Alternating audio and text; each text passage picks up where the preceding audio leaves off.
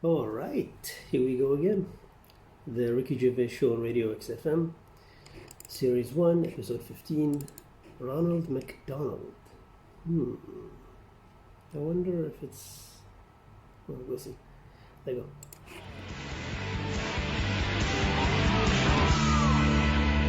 Pete Yawn for Nancy on XFM 104.9.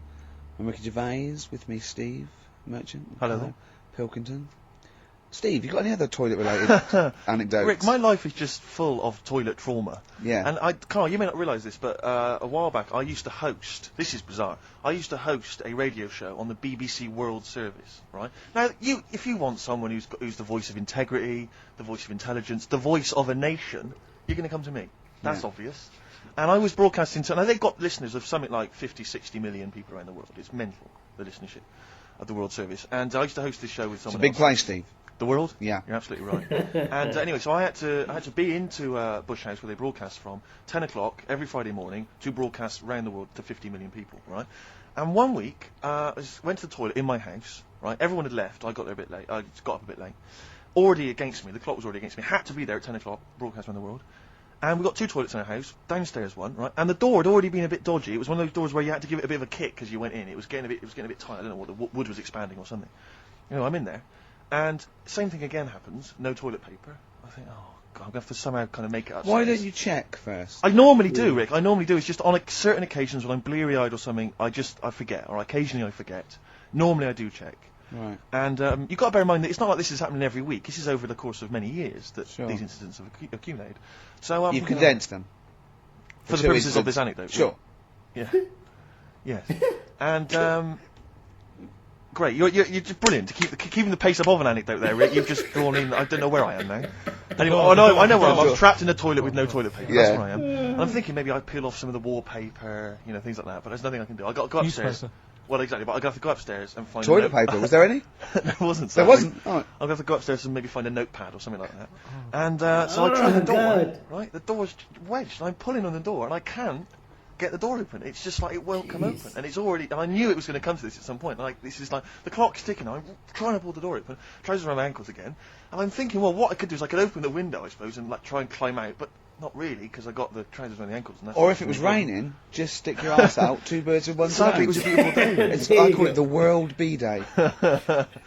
And so what I'm thinking is, well, I got my mobile phone in there, luckily, because it's in my pocket. I'm thinking, well, maybe I could phone. I was seriously Kleenex. Maybe I'll phone the fire brigade. By this point, I mean, it just dried. No, it hadn't. It was. Hold on. Was that little puppy not around? Because sometimes you can call that. It's got a little bit wrapped round it. Listen. Or just use the puppy itself. There's 50 million people around the world going to need to hear my voice in like 30 minutes. Exactly. And where's Steve? He's not locked in the toilet again, is he? Exactly. Oh, no. So I'm thinking about phoning the fire brigade, and I'm thinking, like, if I do that, it's gonna be the first call that goes straight on the speakerphone. Yeah. For like the entire fire brigade service. With a butch hero carrying you down over his shoulders with your trousers around your ankles. Exactly. Can I just not pull him up? No, you've got to be taught a lesson. Yeah. But I imagine the idea of phoning up and going, hello there, I'm trapped in a room in my house. Oh yeah, which one is it? Oh, I don't need to know. It's quite small. Is it? Yeah. It's not the toilet, is it? Because we don't want to come and rescue someone who's trapped in the toilet. Which service do you require? Paper. So I think I can't find the fire brigade. The clock's ticking. So then I think one of my housemates is still in the house, but still asleep. So I phone the house number. Right, phone rings and rings and rings for ages, and eventually he answers the phone. Right, gets out of bed, answers the phone. Yeah, hi, it's Steve. All right, what's wrong? I'm downstairs. What are you doing? All right, yeah. Oh, I didn't wait. I don't know. What are you doing? Oh, just in the toilet. I'm just downstairs in the toilet. Oh, yeah, what are you doing? Oh, well, I've finished what I'm... Have you got any toilet paper? Any bog roll? Yeah. So he had to kind of scrape together a few bits of paper, you know, and sort of tinfoil or whatever he could find in the house. A cactus. Come down oh, no. Pass it underneath the door, right? And then I said, can you move away from the door because I don't want you to hear me as I'm, you know, wiping the... And so you didn't say that? Yeah, well, I didn't want him to, you know, that's embarrassing. What were you wiping it with? Not tumbleweed. What do you mean? What noise? I know what you mean. Yeah. No, exactly. Oh, okay. Right. So then I say, right, can you smash Why was he hovering? Why didn't he want to walk away? Will you keep your what was it outside with a glass to his ear? Yeah. Thankfully there was a window in the door, but it was frosted glass. he could just see my semi-naked body moving around. And so eventually I said to him, look, listen, I'm going to need you to sort of kick the door in. He said, well, I don't want to kick the door in because you're going to have to pay for it, aren't we? I go, yeah, but I got to go to the World Service. Well, yeah. And he was a lovely man. He's the weakest man you've ever come across. It's like if there's one person you don't want to have to throw their body weight against the door, it's him. It's like he'll snap before the door will. So he's smashing against This the door. sounds like a fetish to me, though. He went in there, and there you were naked with lots of toilet paper. And you go, oh, you've broken the door down, and there I am naked. Again. Oh, you've rumbled me, Rick. I wish I'd not told that embarrassing story on the radio. Like it wasn't embarrassing enough, you've just got to make it slightly more seedy. Oh, so did he get it down? He did it, yeah, and I got to the World Service with like minutes to spare. Oh. And interestingly, I told that story to 50 million people around the You're world. joking. Yeah. Did they understand? I think so. I mean, is that a bit of a problem when you're on the World Service? Like, thinking of things that everyone can understand? Yes. Because you can't It's a bit just like talk when about- talking Yeah, to you, Carl. yeah, exactly, Carl. I think you're on thin ice there, Well, worrying about well, people understanding what you're saying. No, but you can't talk about stuff that's on the telly and that, because some people say, well, we haven't even got a telly here. Oh, yeah, you're listening to XFM 104.9. Play a record. God, that was the beginning of the show. Jeez. Okay. Different. Nirvana, All Apologies on XFM 104.9. I'm Ricky Gervais, obviously, with me, Steve Merchant, Karl Pilkington. Well, Steve, I met up with. I know it's forbidden, usually. I don't know why you Let me keep just doing it. explain to the listener. Me and Steve have got a little bit of a pact. We're not allowed to talk to Karl during the week because he comes out with too much dynamite. And we want it to be Nice. fresh, and it's just unfair. And if he sees us laughing, he clams up a little bit because he knows something's wrong Oh. with his head. So I was in a pub and Carl called. He returned a call. I'd called you earlier, and I said, "Oh, I'm just across the road. Come over." And he came over, and we had a conversation. And I kept saying, "No, save it." And I can't remember half the things he was saying, but I do remember one thing he said. He said that the human eye never grows. He said, unlike your ears and nose that keeps growing all your life, he says the human eye never grows. Now there's a little bit of, he says, no, you look at a baby, it's got big eyes. It's got the same size eyes as it will have. When a it's baby's born, everyone always goes, oh, look at its eyes, don't they? Because that's like the main feature. Yes. They're quite big. They don't grow, they don't get any smaller, they stay the same size. What you mean, once you become an adult, you've the same sized No. eyes? Soon as you come out of the womb, your Yeah. eyes, the size they are as a little baby, they stay the same size. Until Just you like die. the sockets. And I pointed out to him, right, I said, if that was true, Steve Merchant, when he was a baby, with these eyes he's got now, would have looked like a hammerhead shark. Alright, calm down. You don't want to go lay into the eyes. Do you know what I mean? Just to prove my point. I didn't laugh when he Good. said that. Respect. Do you know what I mean, though? Imagine, I've got the eyes are the windows of the soul, and mine they happen to be enormous French plate glass windows. Yeah. But nevertheless, they're beautiful. Many people find them beautiful. Yeah, they're great. Yeah, many people do. But Do you know they don't have kneecaps either? My eyes, or what? Babies. Babies. When they're born, they don't get kneecaps until they're about 2. they don't get knees. Is that true? Yeah.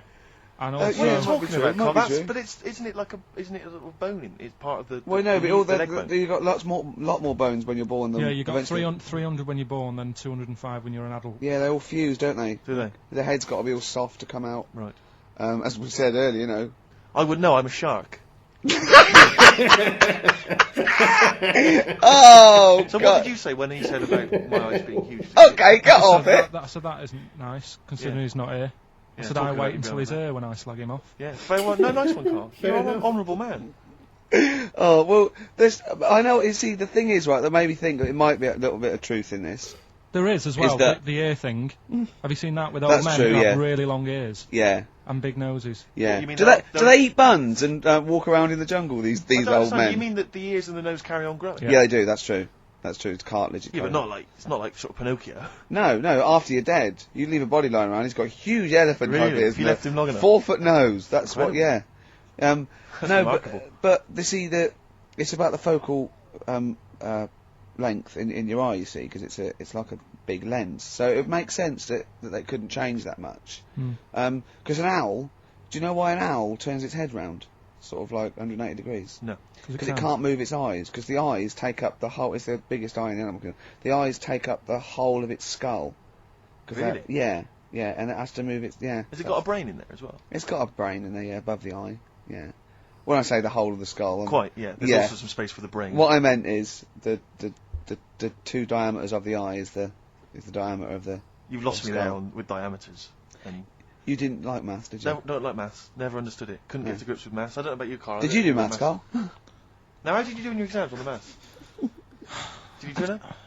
I bet yours was rather like my theory, which is why do you need to figure it all out when you've got a calculator? Exactly. Yeah, I knew it. Yeah. You're right. And I agree. Well, let's play a record, and afterwards I'm going to be testing you on your homework this week, Karl. Could we do White Van Man first? We could do... Oh, just to... No, they've got to know what they're dealing with, yeah. Karl's homework was to read all about, as you know, Che Guevara. Absolutely.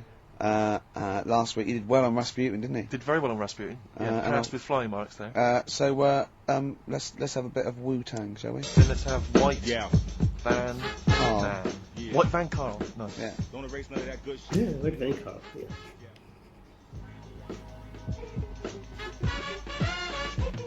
Wu-Tang Clan there, Steve. XFM 104.9 on Ricky Gervais with Steve Merchant and Karl Pilkington. Now, I just remembered something else Karl's in the week. I know it's forbidden to talk to him, but I'll tell you this. He was very excited about the Friends reunited. He was a bit nervous at first, wasn't he, last week? But he was really getting into it. And in the pub he was talking about the people, and he said, I'd never go on a reunion, though.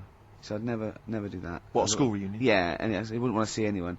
And I went, well, I said, wouldn't you want to see those two lads with the big heads and the webbed hands? Oh yeah, these were people you went to school with, weren't they? Yeah. Well, I didn't knock about with them. They were in the class. What were they called?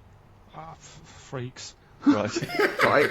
And he said, no, I wouldn't want to see them. He said, because what could you say? Oh, you haven't changed much. Right.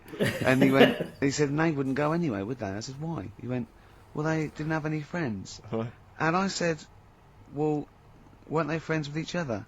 And he went, no, that would have been too obvious. Like, they passed each other and went, no, I know it's tempting, but let's not. Everyone would think that's just what we were going to do. Yeah. Let's not do it. Yeah.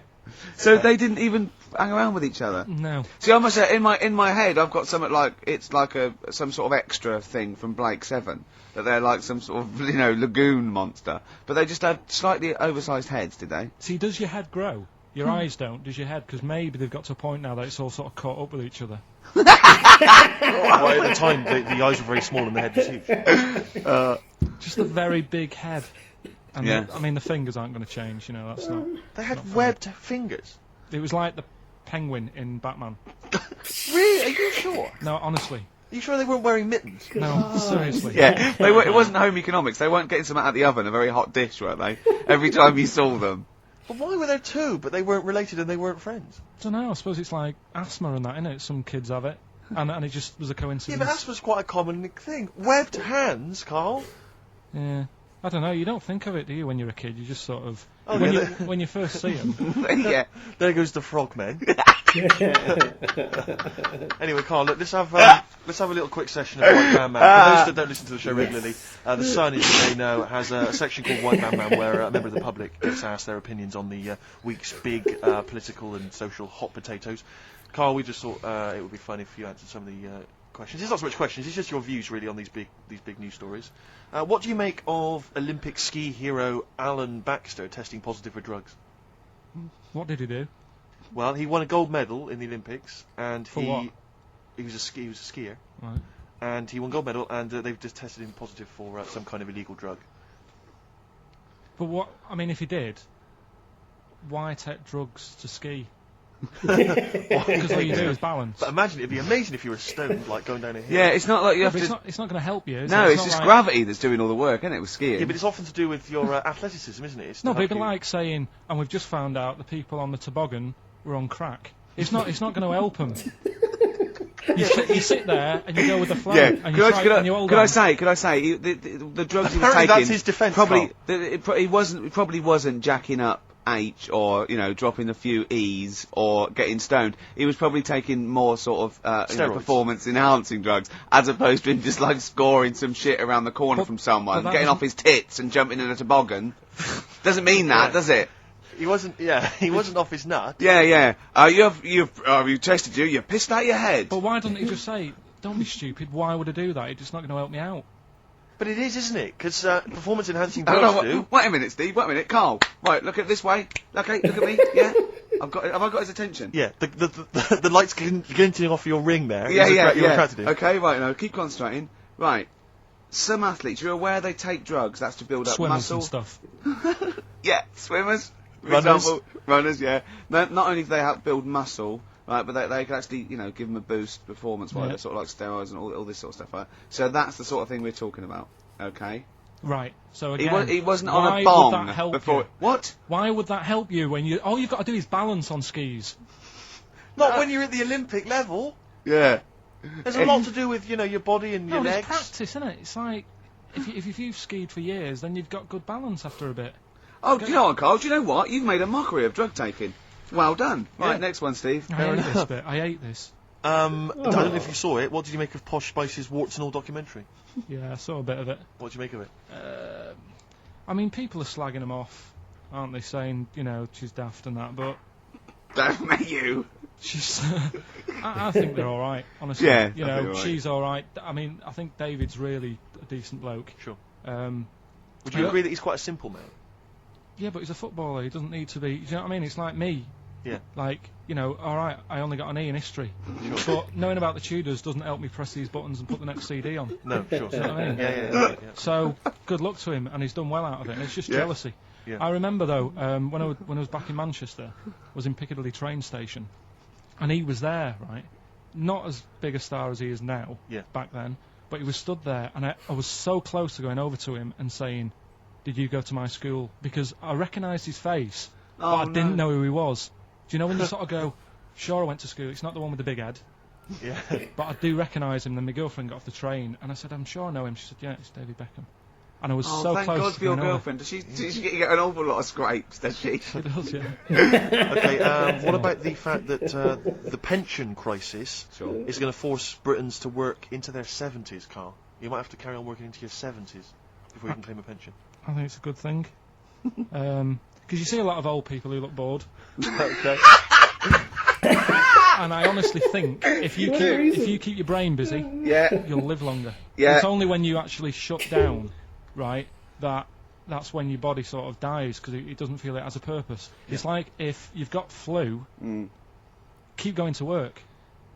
If you have a day off, you just feel worse. You'll mope about at home. Doesn't do you any good. What about, whatsoever. where do you draw the line there? What if you, say, lose a finger? Pop into work? Depends. If you can't concentrate because it's painful, But what if you're a typist?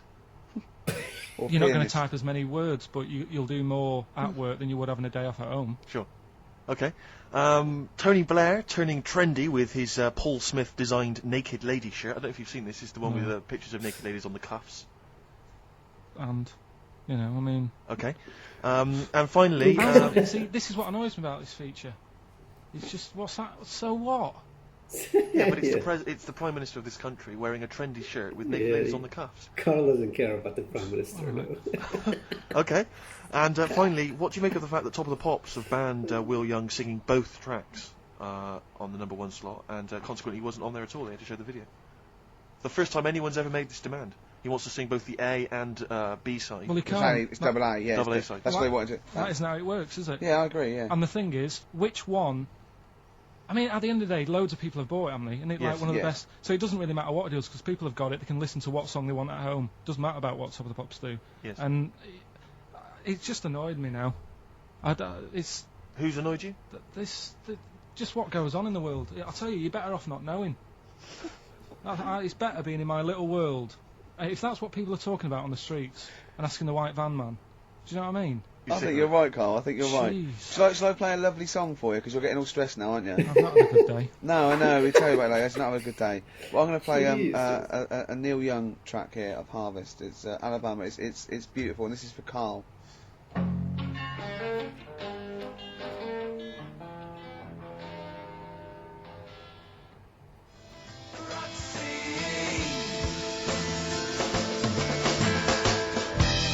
Athlete, West Side. I still like that one. It's a good track. Yeah, I was worried that it's a bit of novelty. It would go off very quickly. but it's good. No, Very it's not melodic. bad at all. On XFM 104.9, I'm Ricky Gervais, with me Steve Merchant, Karl Pilkington. Steve.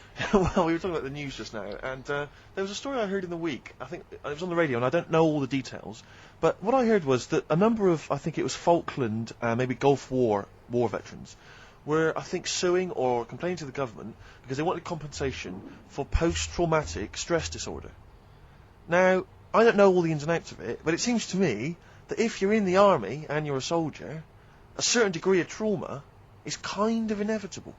I mean, after all, if you're any good at your job, you are going to see people getting killed. So I don't understand what the ins and outs of it are. I don't know why. When it came back and Tony Blair met him and go, all right, well, not really, no. Go on, what's the matter? Well, if there was people shooting at us and everything, it was all muddy. Well, calm down, don't cry. Well, I will.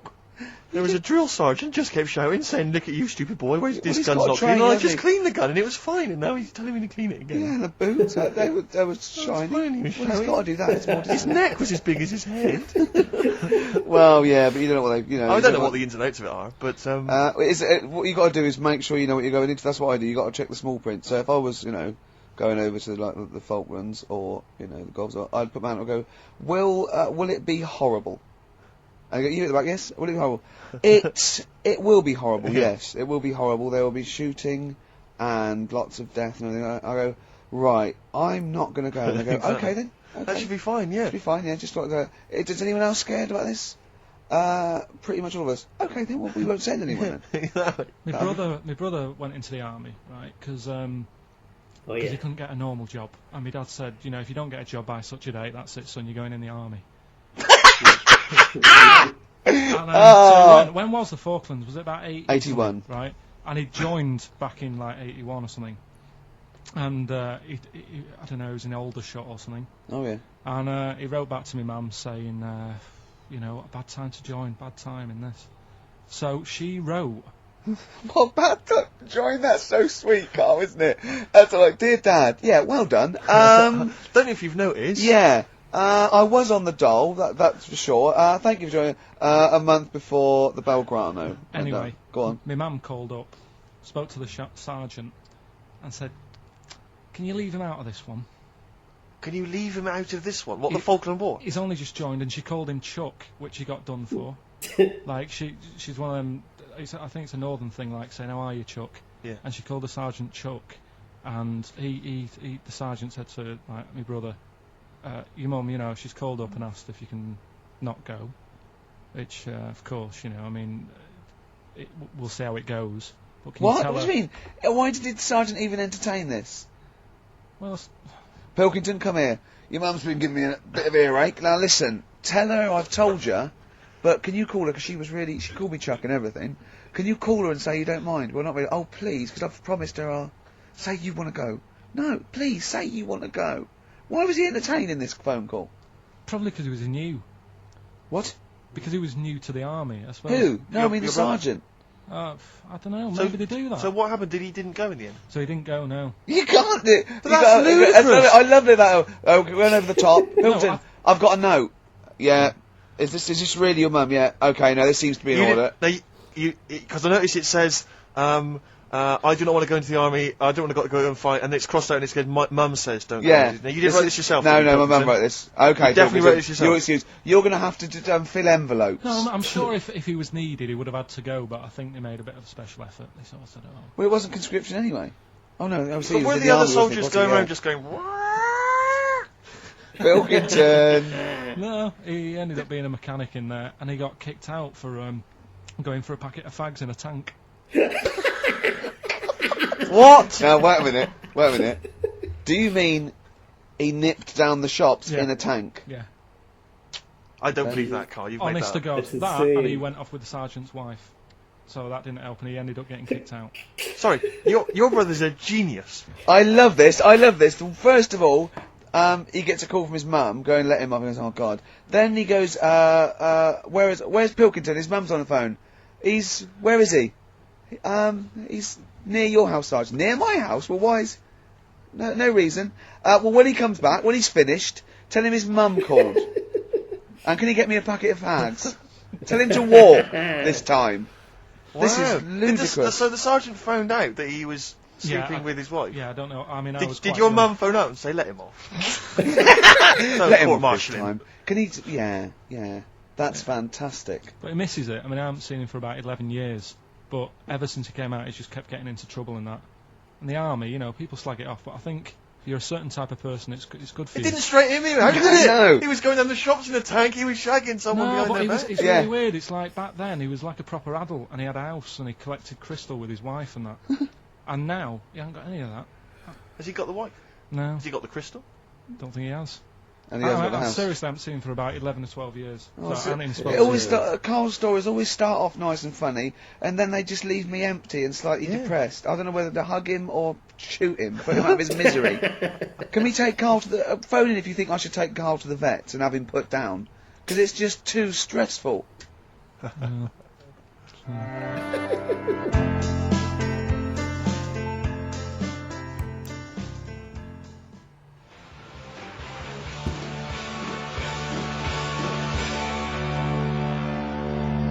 Hyde's main offender, XFM 104.9. Wow, it's that time in the show where I test Karl on his Homework. for the week, history, the re-education of Karl Pilkington. Nice. As you know, we found out last week that he'd taken one GCSE and he'd got an E, and it was history. Do you know, Steve, I haven't told you this. Went shopping on Sunday, buy some new jeans. Was in a shop, saw an old lad who I haven't seen for about 2.5 years. Went, you alright, mate, how you doing? First thing he said, sorry to hear about your exam results.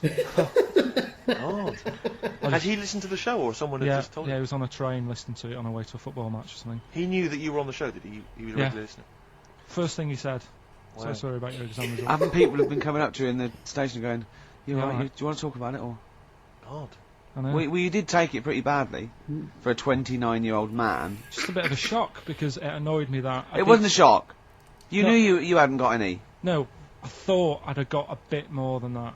I wasn't expecting, you know. But you didn't even think you took history, so that must have been a bonus. Yeah, that's what my girlfriend said. Yeah. So, well, But didn't yes- she say something quite philosophical, which was like, you know, you didn't even have an E this morning? Yeah, she said Wow. yesterday, you know, you didn't have anything That's today. smart. Which was good. Yeah. Hmm. But anyway. Anyway, okay then, well, you were tested on Che Guevara. Right, Karl. We should just remind people what happened, because This is a little series. I've got lots of these little books, right? They're about like 2.5 inches long by about 2 inches wide. Those tiny little things you see in the sort of on the front counter of Waterstones or Smiths, and it's the Life and Times, a series of all the greats in history. Last week you read about Rasputin. You wasn't impressed. No. Yeah. This This week, book's a little bit thicker than the Rasputin one. no, it's the same. I think was it?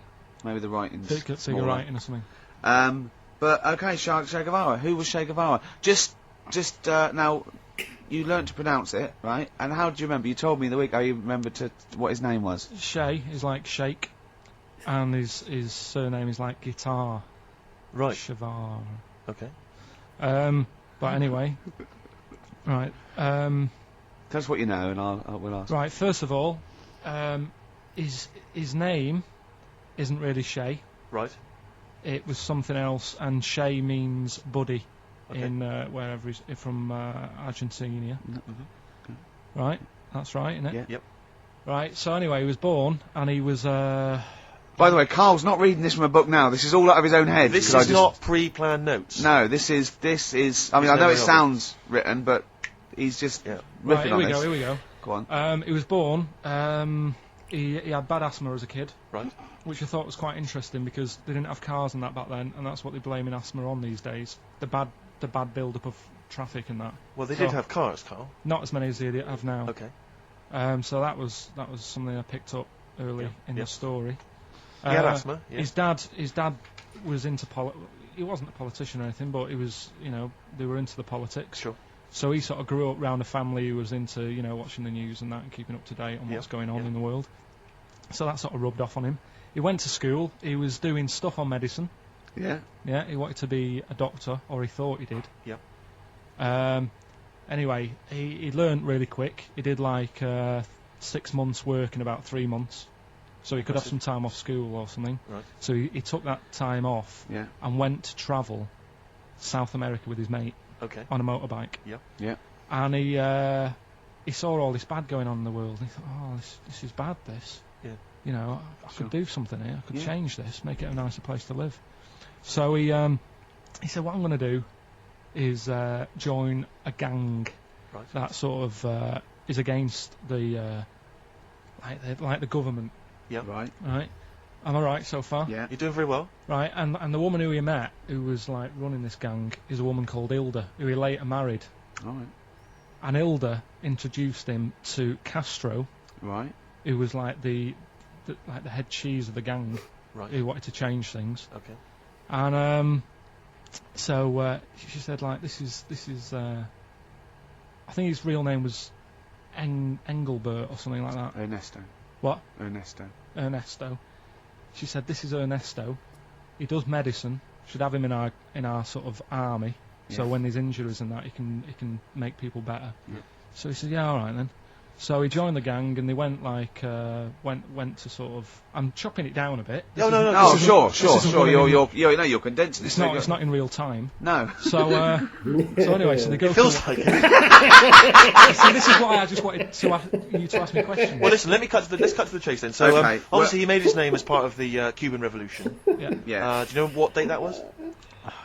About. No, I don't. Okay. And obviously, so he was a big involvement in that. Yeah. In which country was he caught? It was caught in Bolivia. Yeah. How did he die? They executed him. Yeah. He shot him, and his last words before he died, right? The guy's there with the gun, and he wasn't scared.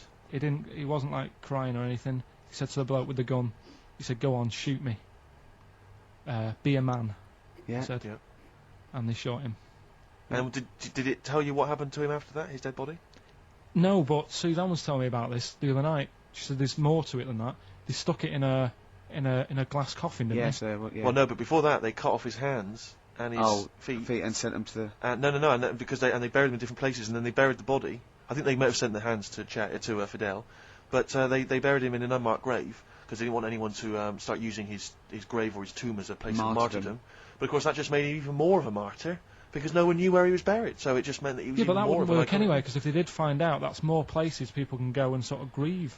Do you know what I mean? If you've got all these different graves, What with different parts of his body? well, you've got a foot over there, and it's like, well, you know, oh god, His head over there. thanks for what you're doing. Yeah. So all in all, essentially, what's your summary of Che? Yeah, you like him more than Rasputin, don't you? A lot better bloke than Rasputin. I can understand why he gets one of those little books. Well worth knowing about, and good bloke. Did a lot, you know. Crammed a lot into his short life. Yeah, but yeah, interesting bloke. But just on the subject of Che Guevara, Steve called me up in the week because he was going through the duty log. We love the complaints on the BBC duty log, and someone had written in because one of the Blue Peter presenters was wearing a Che Guevara T-shirt, and what did the bloke say? Yeah, this is a series of people can phone in and write and complain to the BBC about different things. Why would you complain about wearing something? Well, this was the thing. Is you complain about the best one. I mean, there's been some amazing complaints. Oh, there's some great ones. The best one, my favourite one that wasn't a complaint but was actually just someone had to phone in was what an excellent edition of Kilroy this morning. Yeah, Which but I there's thought lots of that. There's things like Esther was superb.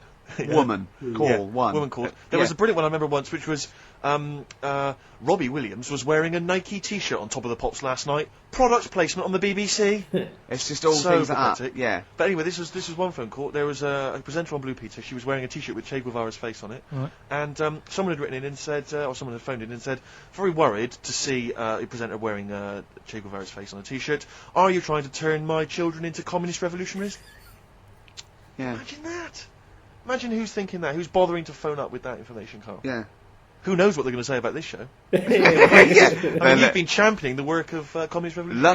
Luckily, no one listening to this show can either write or operate a phone. So I think we're pretty safe. So thumbs up, Che Guevara. Yeah. Well done to Carl there. Yeah, no, I thought it was I did brilliant. all right, didn't I? But the thing Yeah, is, Carl, that- you keep saying to us you don't understand why history's interesting, and yet you're clearly interested by that. You remembered that Carl. information.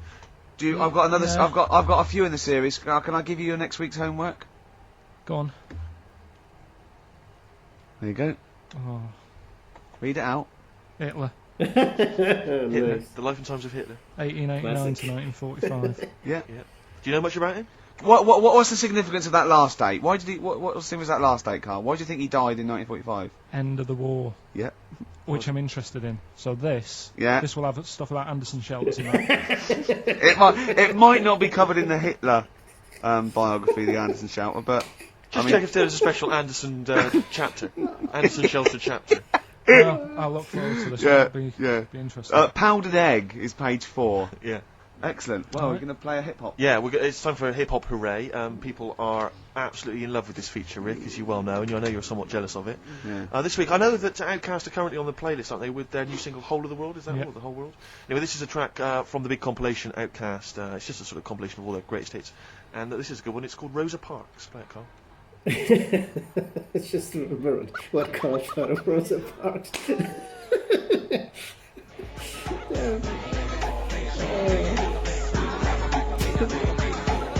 From their greatest hits album, that's Outkast, and a track called Rosa Parks. Like it. Yeah, enjoy it. Now, we just had a call from someone impressed by Karl, and Karl's very pleased because this guy has actually done a PhD on Che Guevara. So, in theory, whatever subject he chose, in theory, he's probably one of the experts in the world on this particular field. Now, hello, are you there? Yeah, I'm here. Hello, what's your name? My name's David. David, now where did you do your PhD? Did it at UCL. Did it at UCL, mild college. And what was the actual title of the PhD? It was Che Guevara's influence on class struggle in Europe in the 60s. And what did you think of Karl's performance? I thought he did really, really well. The only thing I'd never heard those last words before. So Karl actually knows something you don't know. Yeah, possibly. Although you presumably not take that as verified information. You probably wouldn't take everything Karl said as gospel. You'd probably look it up yourself, would you? I probably would have a look, yeah. Did you know about babies' eyes? Sorry? Did you know that babies' eyes don't grow? I didn't know that. You see, that's why you shouldn't take Yeah. things Karl says as gospel, because it come out with something vaguely intelligent, and then say, "Did you know about babies' eyes don't grow?" Any questions that you'd want to test Karl on? Any thoughts? Any things he missed there on the history of Che Guevara? I think he did really well, and I think he should be congratulated. Because Karl has problems with understanding why people are interested in history, and even though he's been reading these books, he keeps saying, "Why does anyone care about history? Why is it important?" What would you say to Karl? I think he should maybe then look at who Che Guevara did influence and why he still influences people today. Yeah. Well, he knows that he influenced Citizen Smith, and he knows that if McDonald's ever wanted to swap Ronald McDonald for Che Guevara, it would cost him an awful lot of money. So he is trying to apply it to the modern world. He is having a go. Well, maybe you should think like why Rage Against the Machine have him on their T-shirts. Good point, Karl. Why do you think of that? Why do you think they have him on the T-shirts, Karl? I don't know. Maybe that was the design of the T-shirt. Maybe they wanted another T-shirt. Maybe they wanted Ronald McDonald, but didn't have any in. Sure. And they said, "Oh, we'll have that one there." Then. Well, thanks very much, Dave. Just before you go, do you think Karl would be an interesting subject for a PhD? Yeah, very much so. Yeah. Okay. Well, if you're not. Well, hopefully one day busy. you'll become a professor, and you can maybe set that as some I coursework. could do, yeah. Karl Pilkington. Imagine that. Cheers, Dave. Imagine having an MA in Karl Pilkington. Thanks very much, Dave. Okay, bye. Cheers, Thanks a bye. lot, That's good. My teachers never did that. What encouraged you in that way? Never said well done. So, Really? Yeah. But you never showed up. Yeah, you're actually in the same room, They were too really. busy saying, "Who are you?" yeah. No, but Mrs. Matthews, me head teacher. Oh, let's not lay into Matthews again. She's Oh, always getting a not Matty She Matthews, said not I'd never- Grimble Matty Matthews. I'd we used to call never her. be a high flyer. Oh. If she could see you now. What did she say? You'll never be a high flyer. She said that to me, mum and dad, Really? on a parents' evening. Well, And that was after I played the drums in Little Donkey. She clearly didn't know what she was talking about. What a big song.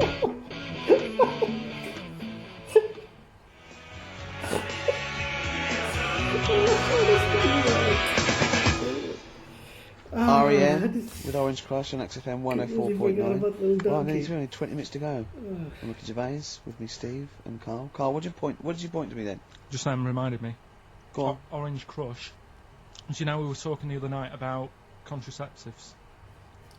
No, you said to me, I've got to do lots of homework. You look up how they used, in the olden days, how they used to use elephant dung as a contraceptive. And I went, what? And he went, no, look it up. You make me give me those things. I said, I don't know. Was it they put when you're running around with dung on the end of your knob? No woman really wants to go near it. Is that how it worked? And you went, come on, you give me things to do. If you've just written a PhD on how to use elephant dung as a contraceptive, please get in touch. And I Carl found will out give the number in a minute. it's not elephant, it was crocodile. Oh, Why? But, yeah, orange Sorry, crush. no, you can't. No, whoa. What? Back.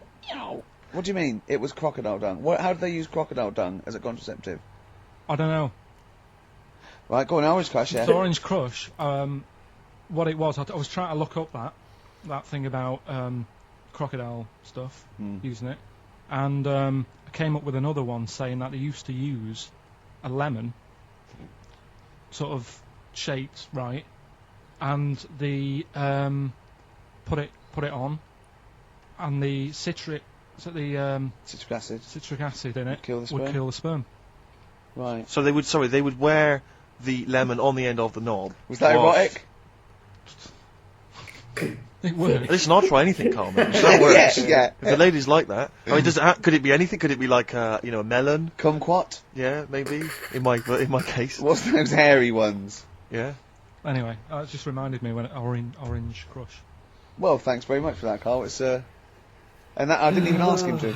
No. Research that. He just- So Orange Crush reminded you of the lemon contraceptive. Okay. Jolly good.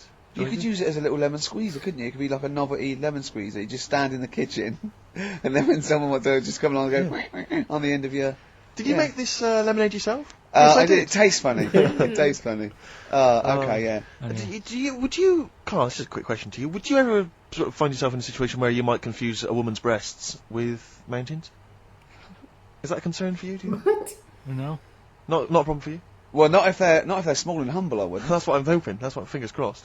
If they were small and humble, then I'd pretty much not confuse them with mountains. Thank God, but I mean, if they were large and sort of pendulous. And with like quite rocky with snow on top. Exactly. Then I'd go, hold on, love. Wait a minute. Hold on, love. I was into this, but now Exactly. I feel like I'm alone. Carl, do you know what we're talking about? Who has done that? I'll give you a what? clue.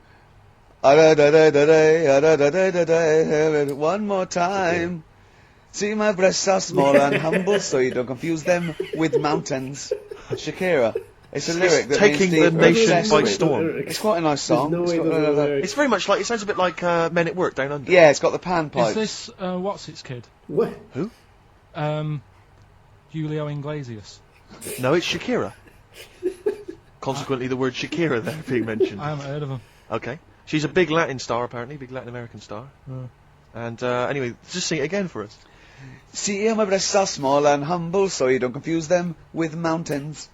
Which is a concern. It was always a concern. Definitely. A number of times she's woken up and there's been a fat bloke with a beard and a little Sherpa. She goes, "What are you doing?" And they go, "We're just trying to climb this mountain." Look again. Oh, sorry, love. Oh, it's your tits, I didn't Oh, realise. your tits. We thought we were in I can't believe it. I can't. Well, can we camp here? You can't camp on my tits for the night. No. Well, why are you climbing them? Well, I just 'Cause got they were there. confused. Well, they're small and humble. What are you mental? Carl, I love that look of Carl. Oh, Carl is looking dying. back and forth. You know when you sort of you go to a cat and it looks back and forth between two people. That's very much like Carl's looking at us Yeah, I now. remember this as well. Or when, like, a child sees a midget or something in the street. They're just transfixed, aren't they? And the parents go, don't stare. When we were pushing Ash, just our producers, in a wheelchair, and we were pushing He's through not the a VC. midget, we should make No, that he's not a little midget. He's not tall. But we were pushing him through the VC, and this little kid just came up and just stood in front of him and looked at him. Yeah. I just laughed. It was funny. Do you do that? I imagine that you get caught staring at kids. Yeah, do you go up to people with problems and go, "Mummy, is that a monster?" Well, I was telling you one about when I used to go with my dad in the taxi. Oh yeah, What tell us happened? this story. Well, Your father was a taxi driver? my dad he had loads of jobs, which he did back then. And they don't do that anymore, do they? People don't. They don't Have a do variety of loads jobs? stuff. Sure. But at one point, he had a black cab, and I used to go with him. He used to get a beer crate and put it in the front of the black cab, Yeah. and sort of sit just next to the Comfortable. meter. And anyway, we got this call, and like the guy on the end of the radio said, "Oh, you've got your son with you, haven't you?" So he said, "Yeah." So it's just like, we've got to pick up at number 11 Village Lane or whatever. And he said, "Oh, all right." And it was this woman. It was like a woman version of the Elephant Man. Wow. The Elephant Woman. Yeah, it looked like It looked like, Yeah. it was really strange because I was in the front of the cab, and when you're a kid, if something looks odd, you're a bit scared of it, aren't you? Yeah. And my dad was like, "Look, it'll be all right." And we're driving towards Just her. look, don't worry, son. I've got loads of buns. And just to I give think I'll you- just throw one down the street if you run after You're it. being mean, right? I am a little bit. So Yeah. how old were you? 18? No, I was about 12 or Sure. something like that, 11, 12. And as we got closer to her, it looked like she was holding like a bag of spuds on her shoulder, For a snack. Right. and her head was all a bit mangled and messy and that. And my dad said, whatever you do, don't stare at her face. Yeah. And she got in the Because you back. turn into stone. She got in the back, and I had like the mirror, the driver's mirror thing, and sort of having a look, trying to work out. And he said, don't stare at her face. I couldn't work out where her face was. It was that weird. Jesus. Oh God. So I'm not sure you're from Manchester. I think you're from like Narnia or something. Yeah, you got frog boys walking around. the Lord with of the Rings. That got like the claws of a lobster and the head of a toad. Yeah. And you got women getting in with spuds for heads. I mean, what This is sort not of what Manchester. is This this is not the place? place you grew up. This Yeah. is mad. Oh, you can't believe it in London, can you? You come down and you go, look, symmetry. It must be amazing. It must be a thing to do with upbringing, though, mustn't it? And because again, do you know I've said to you before, years ago when I was a kid and didn't have any worries, good-looking lad, you go through it a bit, have a few more worries, and you look knackered. Now back there's a lot more worries and stuff, so you get a lot more freaks. Whereas in London, everyone's like happy, aren't they? Got I loads love of the money. fact that stress can cause your fingers to fuse and your heads Yeah. to grow. No, but if She must have been really stressed to have a head like Yeah, that. yeah. She was, Bag of yeah, slugs. was she an accountant or something? you know what I mean. But what did she do? What did she say? Where when was she got in? going, by the way? She couldn't speak. London Zoo, please. I think she was going to like To a the pet fair. shop. Seriously, honest to God. On my mum's life, she was. Because at the end of the day, that's a good thing with animals. They don't judge you, do they? She's not She an was an animal. animal. She's a human She's being. not actually an elephant. No, but You know the elephant man was not actually an elephant. You understand that? He's got no elephant genes in him at all. No. He thinks That was it's just a cool an name people animal. gave him. Yeah. No, it's the name of the disease, isn't it? Elephantitis. Look, so listen. So this woman, why was she going to a pet shop? She was going to a pet shop. What, to find a husband? I'd play a song. Is this true? No, it is true, yeah. Oh, But God. I'm not taking the mickey because it must be So, really bad for Of you. course it But is. Carl, Oh, I we need to haven't- ask. I'm going on to you today about cutting myself shaving. Yeah. I was going on about that. To think that she's probably not alive now, but to think, But you're saying that you're going to say this is a worse problem than a little cut shaving, aren't you? yeah. Yeah. Do you know what I mean? I The think things you're that right. Carl, we worry there's a about. couple of key questions I need to ask. One, if she couldn't talk, Yeah. how did she tell your father where to drive it? Did she have it Probably written got on a some note? help Did for she at point home. with her nose? Yeah. Right, this has got silly. Pick your song. But and also, finally, where did you say she lived again? It was like in a village, a little small village. Right. Just hidden out of the way. All I'm saying is we could maybe get like some sort of coach, book some coaches, get a coach party up there to have a look at her. So Take some photos. And now You can make some lemonade. the offspring of a woman and some spuds. Please enter at your peril. Give me a shiny shilling. Wow. Oh, that's terrible. Well, I'm going to play a little bit of Teenage Fan Club song for the lovers here. We left it very late. We've been just, rapping with Karl P here, and this is I Need Direction.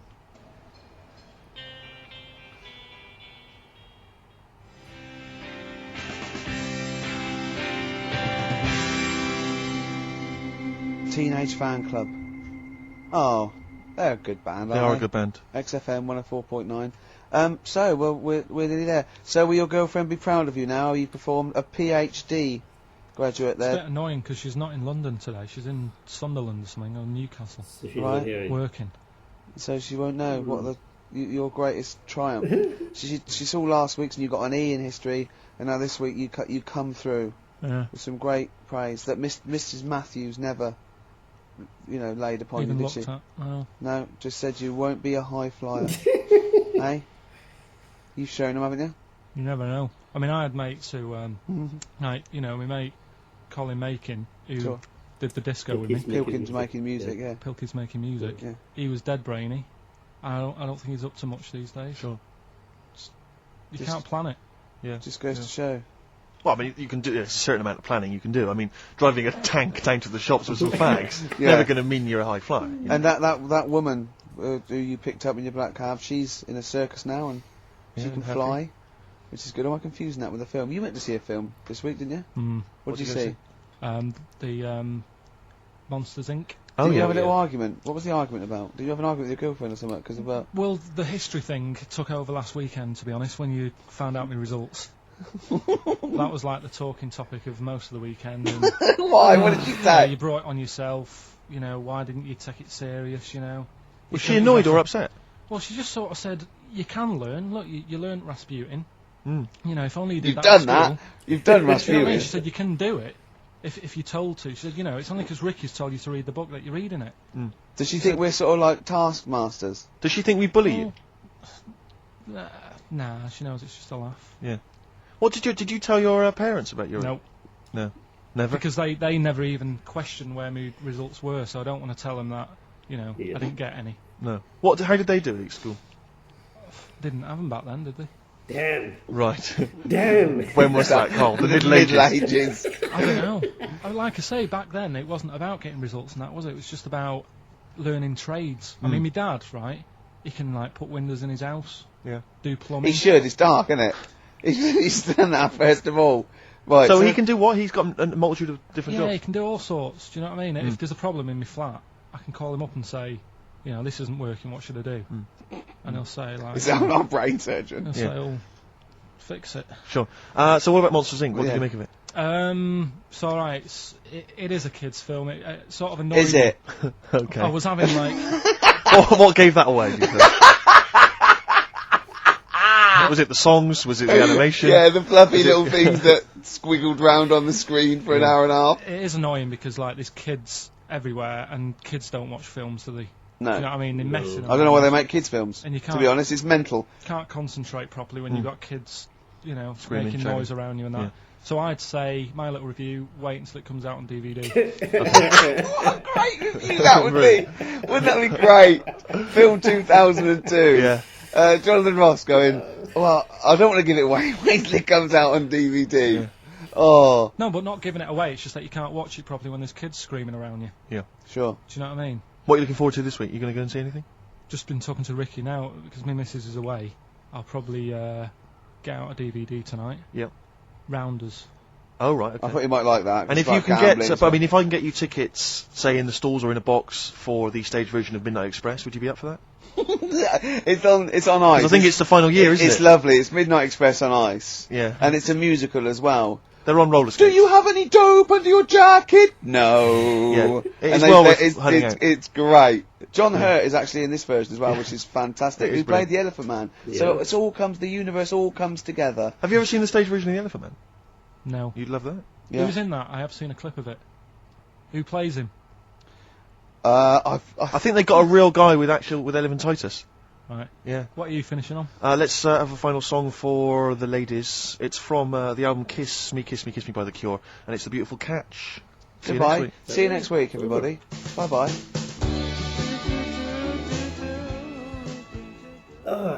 Right. Okay. Now, there are quite a few things. Number one, it's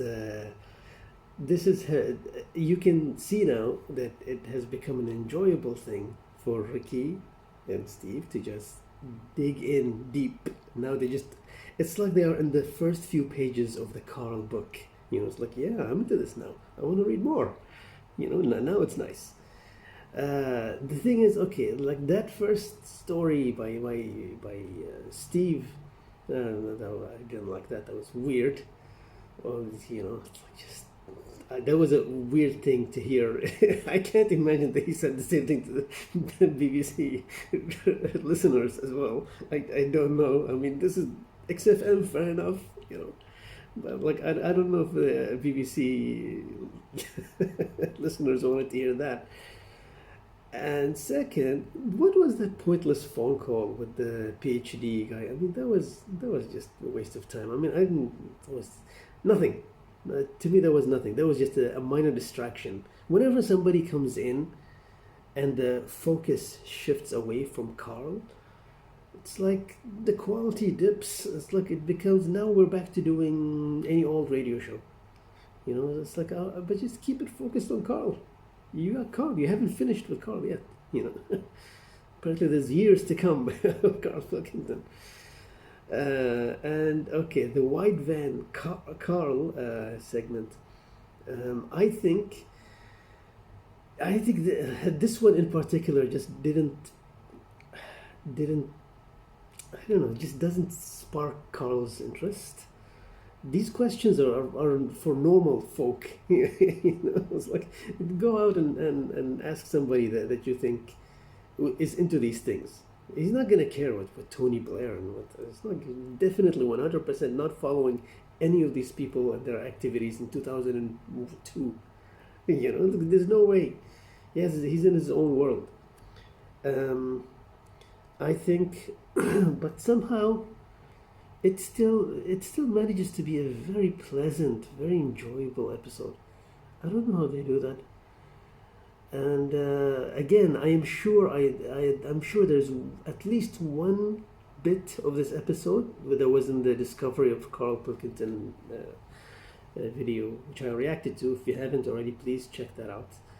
Those are like, from what I can tell, those are the best bits of season 1. This is like the best hits of season 1 on XFM. And yeah, I mean, Karl is clearly opening up now. He's talking a lot about his girlfriend, and he's talking about. That was a smart thing what she said. It was like, well, before this, you didn't even have any. You had nothing. Yeah, you know, well, like that's better than nothing. That's good. You know, good for her. Clearly she's the guiding force in that relationship. But we'll see. I mean, I would like them to just cut out these distractions and just keep on digging deeper into Karl's mind, which I'm sure they're gonna do, since pretty much, yeah, that's what they're gonna do. This was another amazing episode, to be honest. Even with the stuff, even with those bits that I don't like, still I remember so many laughs, so many. It just comes so naturally to Karl. You know? I loved it when he said his teacher said he's never going to be a high flyer, and then he went, and that's after I played the drums, little donkey. I love that. I would have never connected those two events in my mind. Oh, genius. Anyway, okay. Looking forward to more of these. For now, bye.